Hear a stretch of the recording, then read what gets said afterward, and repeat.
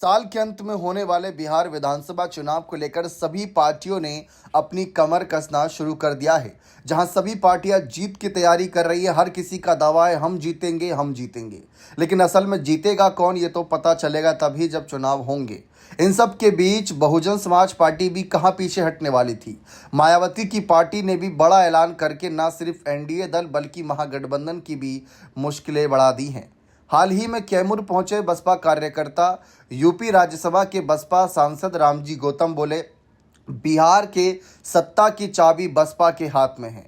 कार्यकर्ता संगठन समीक्षा बैठक में कैमूर पहुंचे उत्तर प्रदेश बीएसपी के राज्यसभा सांसद रामजी गौतम ने आए कहा कि समाजवादी पार्टी के सांसद रामगोपाल यादव द्वारा व्योमिका सिंह पर जो टिप्पणी थी उस पर भी आलोचना की और साथ ही साथ यहां पर उन्होंने अपनी बात रखी कि इस चुनाव में सबसे बड़ा खेल कहीं ना कहीं बीएसपी करेगी। राहुल गांधी भी हाल ही में बिहार आए थे, तो रामजी गौतम ने कहा कि राहुल गांधी जी बिहार में कहीं भी आए रोक टोक नहीं होती है, कहीं भी देश के अंदर, लेकिन कोई ऐसा आयोजन होते हैं तो उसका बाकायदा परमिशन होती है, इन्फॉर्मेशन दी जाती है। शासन प्रशासन को अगर इस तरह उस तरह का वो दिया है तो ये जो रोका टोकी नहीं की जानी चाहिए, इस पर भी सवाल उठाए।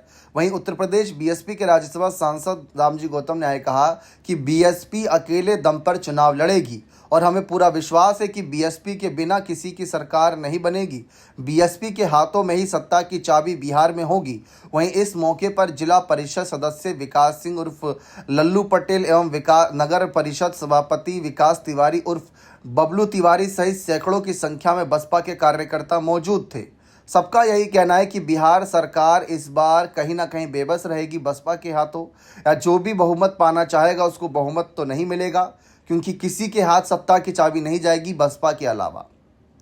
अब ऐसे में सवाल उठता है कि मान लीजिए अगर भविष्य में कभी ऐसी परिस्थिति बन गई कि ना तो एनडीए दल को मिला बहुमत, ना ही महागठबंधन को बहुमत मिला और बीच मझधार में नाव फंस गई, जिसमें कोई तीसरी पार्टी ही, कोई तीसरा मोर्चा ही यहाँ पर किंग मेकर बन के निकला है, और उसमें अगर बीएसपी होगी तो बीएसपी किसके साथ जाएगी? क्या एनडीए के साथ जाएगी या फिर लालू यादव के महागठबंधन के साथ जाएगी? इस पर आप कमेंट्स करके अपनी राय जरूर दीजिए। बहुत बहुत शुक्रिया।